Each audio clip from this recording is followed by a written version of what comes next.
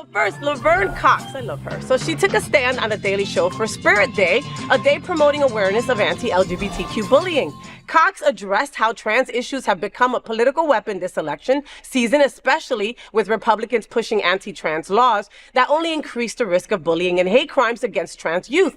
In a sharp dig, Cox also called out North Carolina Lieutenant Governor Mark Robinson, a Republican notorious for his extreme anti-queer views, who ironically once boasted about enjoying adult videos featuring trans actors. Yes, you heard me right. Let's take a look, okay? Laverne Cox mocks transphobic Republicans. What are we all talking about? I guess we don't have the video. We do? We don't? We do? We don't? Okay, I guess we don't have the video. All right. Well, Laverne Cox, I mean, come on. You know, when she speaks, people listen. Yeah. She's got that platform. I really love her. And I love being able to, I guess, kind of grow up with her. Oh. Do we not remember when she was on the Diddy show? Oh my on the reality show? Yes, running I and the forgot broken about that. heels and Yeah. everything.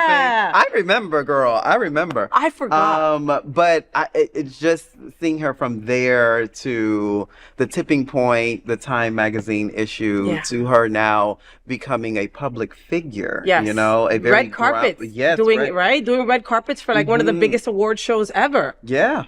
Yeah. And doing it flawlessly, Yes. like looking beautiful. I just watched her on what's that new movie? Uglies? Okay. Ugly? She was on that? She's in there. She's one of the main characters. Oh. She does an amazing job. Didn't care for the storyline, but I liked her. But you liked her. I liked her. I liked her. I'm so here for all of the I'm here for the pushback.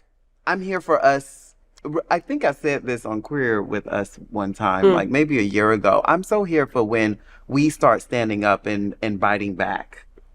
I'm so here for when we start really stop this whole nitty picking and just stand up and say what needs to be said for ourselves. Yeah, you know? yeah. But why do you think that we can't? Like, it's like one of those, I feel like I'm being colonized all over again sometimes when people speak up. Like, my head automatically goes down as a woman, right? When it comes, instead of like wanting to say, no, that's not right. You know, a part of me meekly makes myself small. Small again. And that's the pressure. That's the pressures of the beast. That's the pressures of the system. Yeah. You know, that's the pressures of conditioning and all the things that we were conditioned to believe about ourselves, you know, that we're less than, that we're dehumanized, and it goes in layers based on, you know, what you have to fight against. But it's all about how you approach the beast, right? It's all about how you approach the beast. It's all about how you approach the beast. And Laverne seems to be approaching that beast in such head on. Like a head on. And caring for herself, because she Head looked on. good.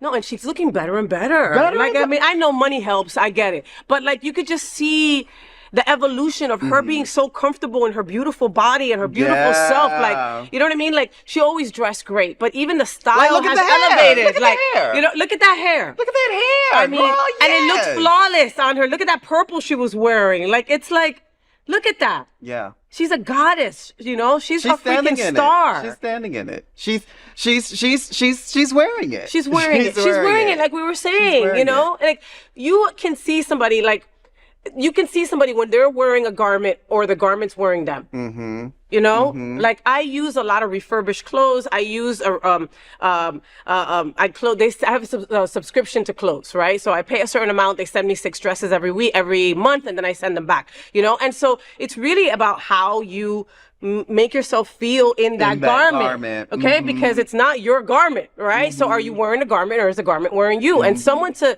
that degree where she's always dressed up, always at places, and she just does it so flawlessly and but so unique at the same time. Like, I don't know. And that's the thing that for her messaging, what young people need to see. On the Daily Show, on these, like, the representation matters, right? Yeah. Representation matters for young queer youth who are coming up. There's a whole slew of 18-year-olds that's voting for the first time. There's a whole slew of that generation who hear this rhetoric, who grow up with this rhetoric, who grow up with the bullying and the pressures of the beast.